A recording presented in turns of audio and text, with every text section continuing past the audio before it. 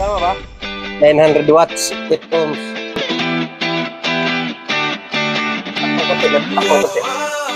Ayun, 77. Wow, ganda nito. D12 na atomic, 900 watts, single magnet. Motor siya. So tingnan lang natin kasi baka sunog siya na hindi rin siya naputulan. DJ Eric.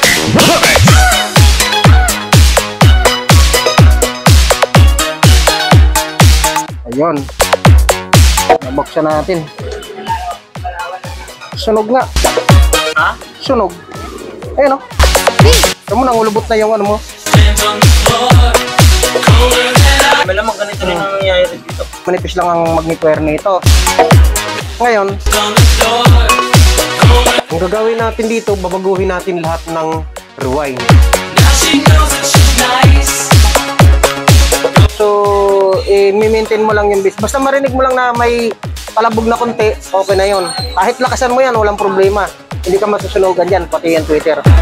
Si Ryan, gawa nung unang alam mo lang nasa ulap na nila. Ah, ganun ba? At ba na-apply ko, nagsipag ano eh. Oo, nagsipag tastasan. Nagsipag puti. Sa sobrang lakas yun, ito. Hindi na natin magagamit itong mga ano mo. Kulubot na eh. Wala na. Ito, gagawin natin siya mid-range para mabukal. So, taasan natin ang magnet wire. 29 ang gamitin natin para hindi agad-agad na susunog kahit medyo malakasan, malagyan siya ng konting base. Okay lang. So, parehas. Ang bobbing niya kasi, plastic. Asbestos tawag dito eh. Yung ano ko naman niya, yung Twitter ko, 600 watts. Nilagyan ko ng capacitor na ano, 450 UF ba yun? Kapilaan, check ko. Ayun, 2UF. 2UF lang yun. 400 volts. Yung! 400 volts, 2UF. Ang ginawa ko yan, positive negative nilagyan ko. Tama ba? Hihina naman yun.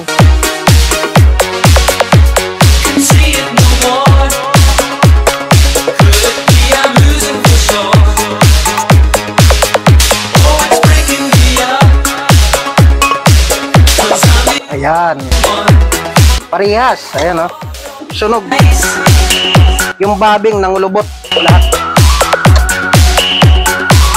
Ang gagawin natin dito, babaguhin natin ang rewind lahat. Tataasan natin ang magnet wire. Tapos papalitan natin ang bobbing na aluminum. Kasi nasunog na yung dati niyang bobbing. Nangulubot. Hello po mga ka-viewers, may bagong video na naman po ako papakita sa inyo. Ngayong araw ay may gagawin tayo na speaker na D12 atomic. Dalawa ito. Yung dinala kagabi. Paano ba? Ayan. So, 8 ohms, 900 watts. Atomic, ang laki ng coil. Pero ano, instrumental lang ito siya kasi pamboses lang ito siya. Ayan. So, pabaklasin natin para makita natin kung ano yung laman.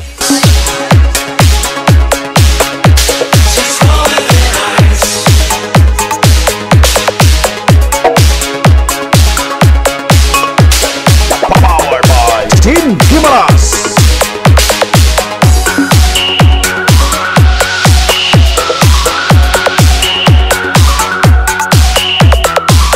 Ayan, para lumabas na siya. Ito, ayan. Sunog. Manipis lang yung magnet wire na ginamit. So, isa naman.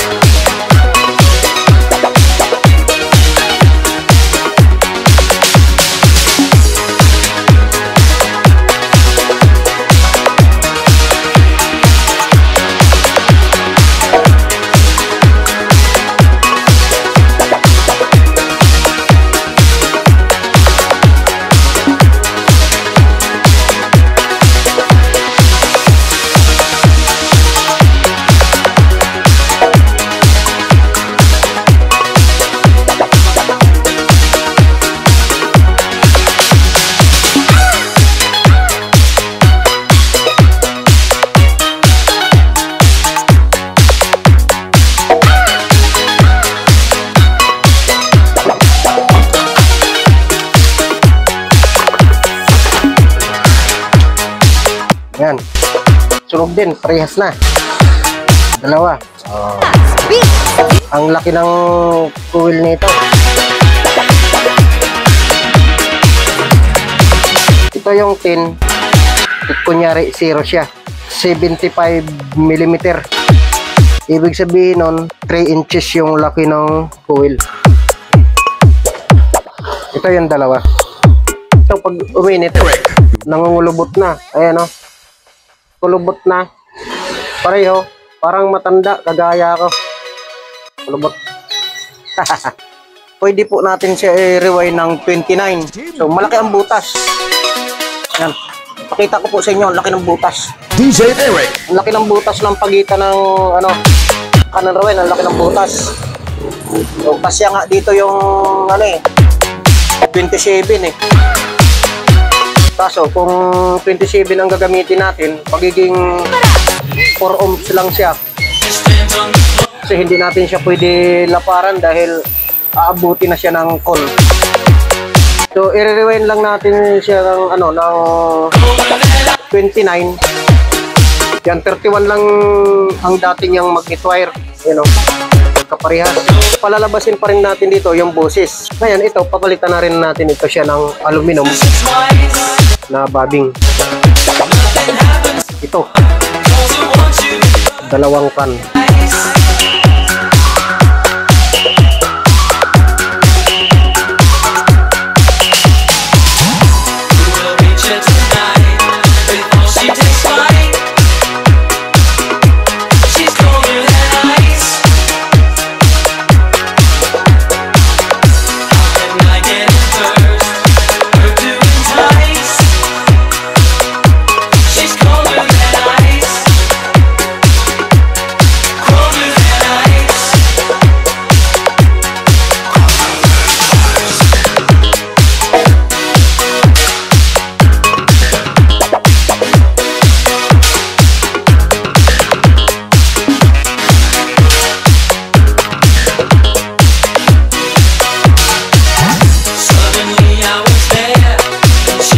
Rewind na po natin yung atomic na D12 na dalawa. Ito yung ito yung dating boss coil niya. So papalitan natin ngayon siya ng aluminum. Ito yung i-rewind natin 29. Tama ba? 29. Okay. Lalaparan po natin siya ng rewind kasi 29 po yung magnet wire niya na gagamitin natin. Palalabasin pa rin po natin dito yung bukal, yung busis. Hindi natin siya gagawin sa pambusis po ito ng may-ari.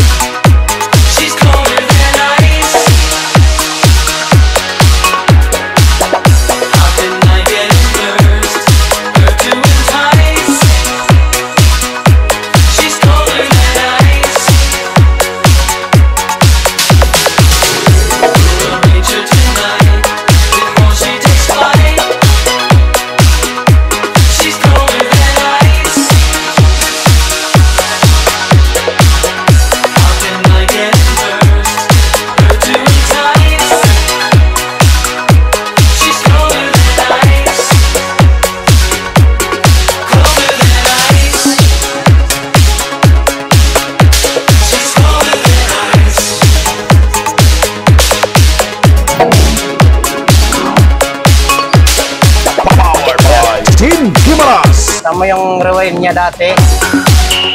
Ang liit. Paano ba may punta? Ayan o.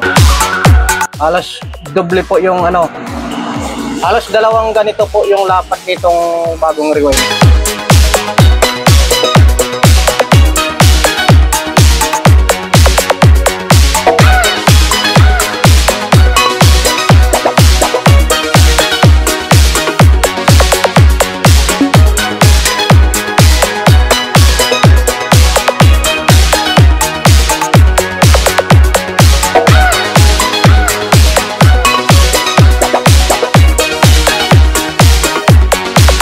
Kakabit na po natin dito sa atomic.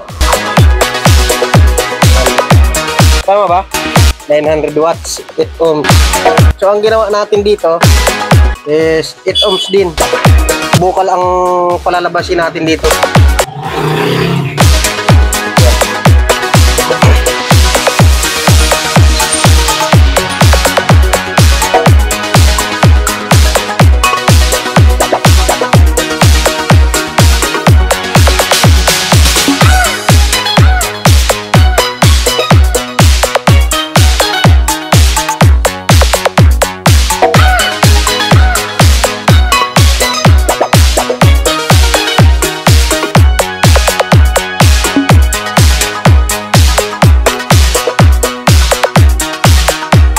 This is Gimaras Beats DJ.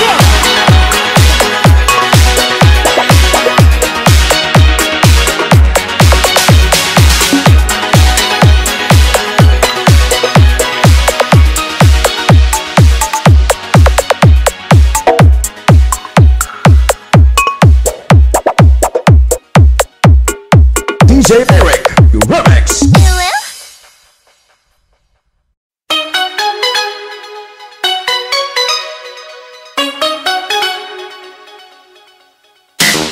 Powered by Team Gimaras. DJ Eric, Remix. Yung dalawang speaker na dikit na. Kita ba? Kita. Ayan. Nalaglag pa. This is Ayan, titesterin po pala natin kung ilang ohms yung lalabas. So, testerin natin yung isa. Ayan, kita. Oh, no. Ayan. Dito konti. Ayan, yan. Kitang-kita. Ayan. Okay. Thank you. Ayun. Natatakpan. Natatakpan konti. Ayun, 77. Kunti lang doon sa ito. Pag nakatihaya siya, kaliwa yung positive. Ito yung positive. Nakataob siya. Pag nakatihaya naman, ito yung positive. Ayun. Meron naman nakalagay yun na plus. Oo, mayroon. Ayun. Ayan. Pero ayos na yan. Ayos na. Testing natin. Para sure. Kukunin na yung yung dalawang atom.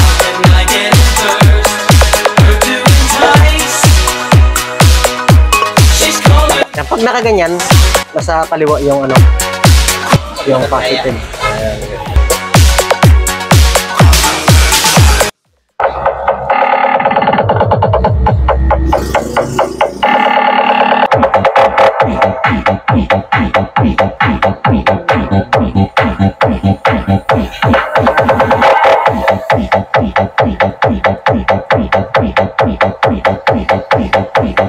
Lagyan natin ng boses.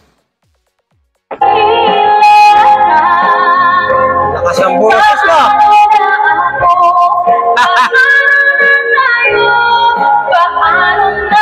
Lakas ng boses niyan. Pero ginamit ko dyan,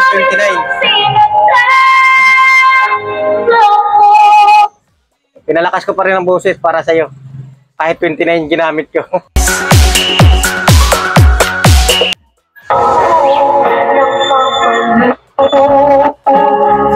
Lakas ang boses.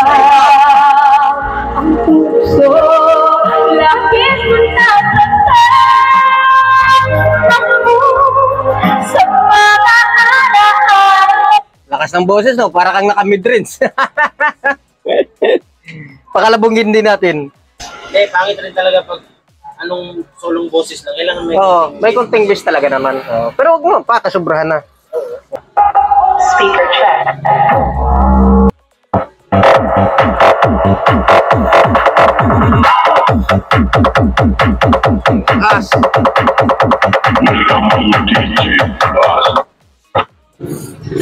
As.